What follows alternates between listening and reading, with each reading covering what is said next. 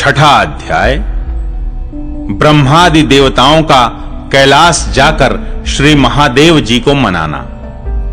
श्री मैत्रेय जी कहते हैं, विदुर जी, इस प्रकार जब रुद्र के सेवकों ने समस्त देवताओं को हरा दिया और उनके संपूर्ण अंग प्रत्यंग भूत प्रेतों के त्रिशूल, पट्टिश, खड्ग, गदा, परिघ और मुद्गर आदि आयुधों से छिन्न भिन्न हो गए, तब वे ऋत्विज और सदस्यों के सहित बहुत ही डर कर ब्रह्मा जी के पास पहुंचे और प्रणाम करके उन्हें सारा वृत्तांत कह सुनाया।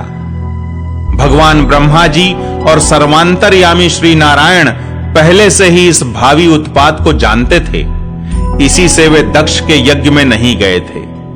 अब देवताओं के मुख से वहां की सारी बात सुनकर उन्होंने कहा, देवताओं, परम समर्थ तेजस्वी पुरुष से कोई दोष भी बन जाए तो भी उसके बदले में अपराध करने वाले मनुष्यों का भला नहीं हो सकता। फिर तुम लोगों ने तो यज्ञ में भगवान शंकर का प्राप्य भाग न देकर उनका बड़ा भारी अपराध किया है। परंतु शंकर जी बहुत शीघ्र प्रसन्न होने वाले हैं, इसलिए तुम लोग शुद्ध हृदय से उनके पैर पकड़कर उन्हें प्रसन्न करो, उनसे क्षमा मांगो। दक्ष के दुर्वचन रूपी बाणों से उनका हृदय तो पहले से ही बिंध रहा था, उस पर उनकी प्रिया सती जी का वियोग हो गया।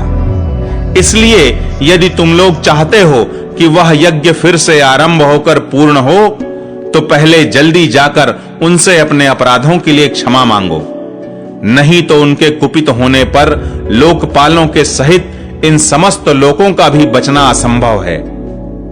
भगवान रुद्र परम स्वतंत्र हैं, उनके तत्व और शक्ति सामर्थ्य को न तो कोई ऋषि मुनि, देवता और यज्ञ स्वरूप देवराज इंद्र ही जानते हैं और न स्वयं मैं ही जानता हूं, फिर दूसरों की तो बात ही क्या है। ऐसी अवस्था में उन्हें शांत करने का उपाय कौन कर सकता है। देवताओं से इस प्रकार कहकर ब्रह्मा जी उनको, प्रजापतियों को और पितरों को साथ ले अपने लोक से पर्वत श्रेष्ठ कैलाश को गए, जो भगवान शंकर का प्रिय धाम है। उस कैलाश पर औषधि, तप, मंत्र तथा योग आदि उपायों से सिद्धि को प्राप्त हुए और जन्म से ही सिद्ध देवता नित्य निवास करते हैं। किन्नर, गंधर्व और अप्सरादि सदा वहां बने रहते हैं। उसके मणिमय शिखर हैं, जो नाना प्रकार की धातुओं से रंग बिरंगे प्रतीत होते हैं। उस पर अनेक प्रकार के वृक्ष, लता और गुलमादि छाए हुए हैं, जिनमें झुंड के झुंड जंगली पशु विचरते रहते हैं। वहां निर्मल जल के अनेकों झरने बहते हैं और बहुत सी गहरी कंदरा और ऊंचे शिखरों के कारण वह पर्वत अपने प्रियतमों के साथ विहार करती हुई सिद्ध पत्नियों का क्रीड़ा स्थल बना हुआ है। वह सब ओर मोरों के शोर, मदांध भ्रमरों के गुंजार, कोयलों की कुहू कुहू ध्वनि तथा अन्यान्य पक्षियों के कलरव से गूंज रहा है। उसके कल्प वृक्ष अपनी ऊंची ऊंची डालियों को हिला हिलाकर मानो पक्षियों को बुलाते रहते हैं तथा हाथियों के चलने फिरने के कारण वह कैलाश स्वयं चलता हुआ सा और झरनों की कलकल ध्वनि से बातचीत करता हुआ सा जान पड़ता है। मंदार, पारिजात, सरल, तमाल, शाल, ताड़, कचनार, असन और अर्जुन के वृक्षों से वह पर्वत बड़ा ही सुहावना जान पड़ता है। आम, कदंब, नीप, नाग, पुन्नाग, चंपा, गुलाब, अशोक, मौलसिरी, कुंद, कुर्बक, सुनहरे शतपत्र कमल, इलायची और मालती की मनोहर लताएं तथा कुब्जक, मोगरा और माधवी की बेलें भी उसकी शोभा बढ़ाती हैं। कटहल, गूलर, पीपल, पाकर, बड़, गूगल, भोज वृक्ष, औषधि जाति के पेड़, केले आदि जो फल आने के बाद काट दिए जाते हैं, सुपारी, राजपूग, जामुन, खजूर, आमड़ा, आम, पियाल, महुआ और लिसौड़ा आदि विभिन्न प्रकार के वृक्षों तथा पोले और ठोस बांस के झुरमुटों से वह पर्वत बड़ा ही मनोहर मालूम होता है। उसके सरोवरों में कुमुद, उत्पल, कल्हार और शतपत्र आदि अनेक जाति के कमल खिले रहते हैं। उनकी शोभा से मुग्ध होकर कलरव करते हुए झुंड के झुंड पक्षियों से वह बड़ा ही भला लगता है। वहां जहां तहां हरिण, वानर, सूगर, सिंह, रीछ, साही, नीलगाय, शरभ, बाघ, कृष्ण मृग, भैंसे, कर्णांत्र, एकपद, अश्वमुख, भेड़िए और कस्तूरी मृग घूमते रहते हैं तथा वहां के सरोवरों के तट केलों की पंक्तियों से घिरे होने के कारण बड़ी शोभा पाते हैं। उसके चारों ओर नंदा नाम की नदी बहती है, जिसका पवित्र जल देवी सती के स्नान करने से और भी पवित्र एवं सुगंधित हो गया है। भगवान भूतनाथ के निवास स्थान उस कैलाश पर्वत की ऐसी रमणीयता देखकर देवताओं को बड़ा आश्चर्य हुआ। वहां उन्होंने अलका नाम की एक सुरम्य पुरी और सौगंधिक वन देखा, जिसमें सर्वत्र सुगंध फैलाने वाले सौगंधिक नाम के कमल खिले हुए थे। उस नगर के बाहर की ओर नंदा और अलकनंदा नाम की दो नदियां हैं। वे तीर्थपाद श्री हरि की चरण रज के संयोग से अत्यंत पवित्र हो गई हैं। विदुर जी, उन नदियों में रति विलास से थकी हुई देवांगनाएं अपने अपने निवास स्थान से आकर जल क्रीड़ा करती हैं और उसमें प्रवेश कर अपने प्रियतमों पर जल उलीचती हैं। स्नान के समय उनका तुरंत का लगाया हुआ कुछ कुंकुम धुल जाने से जल पीला हो जाता है। उस कुंकुम मिश्रित जल को हाथी प्यास न होने पर भी गंध के लोभ से स्वयं पीते और अपनी हथिनियों को पिलाते हैं। अलकापुरी पर चांदी, सोने और बहुमूल्य मणियों के सैकड़ों विमान छाए हुए थे, जिनमें अनेकों यक्ष पत्नियां निवास करती थीं। इनके कारण वह विशाल नगरी बिजली और बादलों से छाए हुए आकाश के समान जान पड़ती थी। यक्षराज कुबेर की राजधानी उस अलकापुरी को पीछे छोड़कर देवगण सौगंधिक वन में आए। वह वन रंग बिरंगे फल, फूल और पत्तों वाले अनेकों कल्प वृक्षों से सुशोभित था। उसमें कोकिल आदि पक्षियों का कलरव और भौरों का गुंजार हो रहा था तथा राजहंसों के परम प्रिय कमल कुसुमों से सुशोभित अनेकों सरोवर थे। वह वन जंगली हाथियों के शरीर की रगड़ लगने से घिसे हुए हरिचंदन वृक्षों का स्पर्श करके चलने वाली सुगंधित वायु के द्वारा यक्ष पत्नियों के मन को विशेष रूप से मथे डालता था। बावलियों की सीढ़ियां वैदूर्य मणि की बनी हुई थीं। उनमें बहुत से कमल खिले रहते थे। वहां अनेकों किमपुरुष जी बहलाने के लिए आए हुए थे। इस प्रकार उस वन की शोभा निहारते जब देवगण कुछ आगे बढ़े, तब उन्हें पास ही एक वट वृक्ष दिखलाई दिया।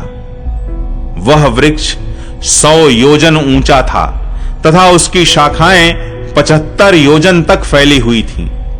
उसके चारों ओर सर्वदा अविचल छाया बनी रहती थी, इसलिए घाम का कष्ट कभी नहीं होता था तथा उसमें कोई घोंसला भी न था।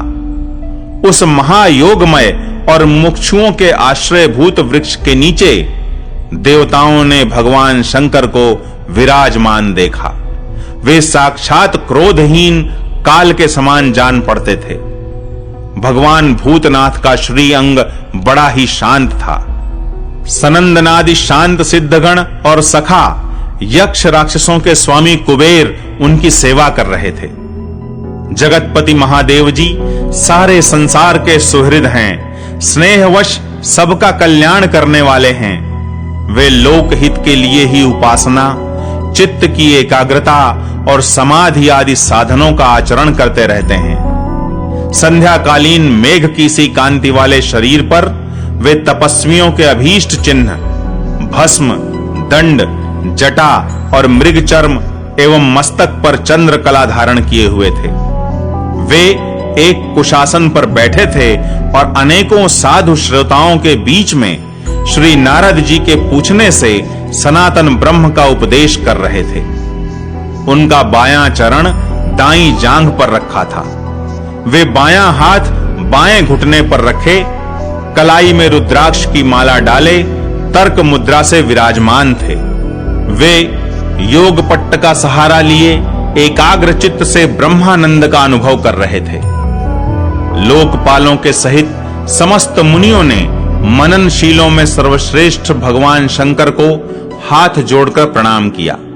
यद्यपि समस्त देवता और दैत्यों के अधिपति भी श्री महादेव जी के चरण कमलों की वंदना करते हैं, तथापि वे श्री ब्रह्मा जी को अपने स्थान पर आया देख तुरंत खड़े हो गए और जैसे वामनावतार में परम पूज्य विष्णु भगवान कश्यप जी की वंदना करते हैं, उसी प्रकार सिर झुकाकर उन्हें प्रणाम किया। इसी प्रकार शंकर जी के चारों ओर जो महर्षियों सहित अन्यान्य सिद्धगण बैठे थे, उन्होंने भी ब्रह्मा जी को प्रणाम किया। सबके नमस्कार कर चुकने पर ब्रह्मा जी ने चंद्रमौली भगवान से, जो अब तक प्रणाम की मुद्रा में ही खड़े थे, हंसते हुए कहा। श्री ब्रह्मा जी ने कहा, देव, मैं जानता हूं आप संपूर्ण जगत के स्वामी हैं, क्योंकि विश्व की योनि शक्ति और उसके बीज शिव से परे जो एक रस पर ब्रह्म है, वह आप ही हैं। भगवन, आप मकड़ी के समान ही अपने स्वरूप भूत शिव शक्ति के रूप में क्रीड़ा करते हुए लीला से ही संसार की रचना, पालन और संहार करते रहते हैं। आपने ही धर्म और अर्थ की प्राप्ति कराने वाले वेद की रक्षा के लिए दक्ष को निमित्त बनाकर यज्ञ को प्रकट किया है। आपकी ही बांधी हुई ये वर्णाश्रम की मर्यादाएं हैं, जिनका नियमनिष्ठ ब्राह्मण श्रद्धा पूर्वक पालन करते हैं। मंगलमय महेश्वर, आप शुभ कर्म करने वालों को स्वर्ग लोक अथवा मोक्ष पद प्रदान करते हैं तथा पाप कर्म करने वालों को घोर नरकों में डालते हैं। फिर भी किसी किसी व्यक्ति के लिए इन कर्मों का फल उल्टा कैसे हो जाता है? जो महानुभाव आपके चरणों में अपने को समर्पित कर देते हैं, जो समस्त प्राणियों में आपकी ही झांकी करते हैं और समस्त जीवों को अभेद दृष्टि से आत्मा में ही देखते हैं, वे पशुओं के समान प्रायः क्रोध के अधीन नहीं होते।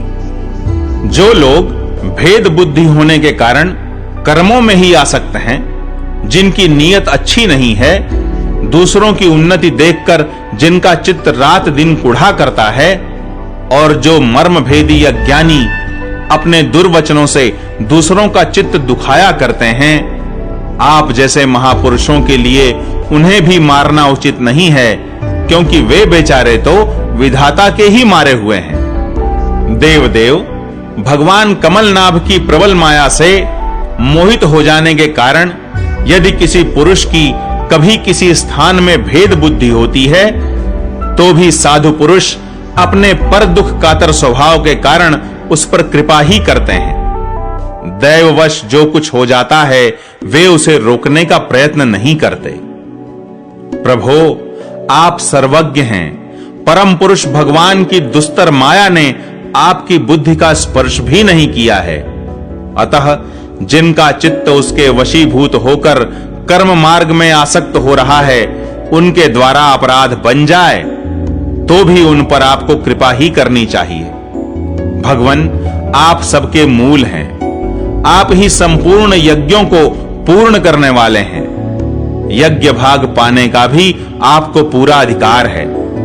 फिर भी इस दक्ष यज्ञ के बुद्धिहीन याजकों ने आपको यज्ञ भाग नहीं दिया, इसी से यह आपके द्वारा विध्वस्त हुआ। अब आप इस अपूर्ण यज्ञ का पुनरुद्धार करने की कृपा करें।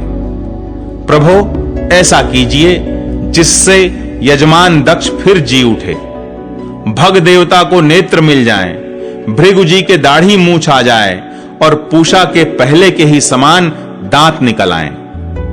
रुद्रदेव, अस्त्र शस्त्र और पत्थरों की बौछार से जिन देवता और ऋत्विजों के अंग प्रत्यंग घायल हो गए हैं, आपकी कृपा से वे फिर ठीक हो जाएं। यज्ञ संपूर्ण होने पर जो कुछ शेष रहे, वह सब आपका भाग होगा। यज्ञ विध्वंसक, आज यह यज्ञ आपके ही भाग से पूर्ण हो।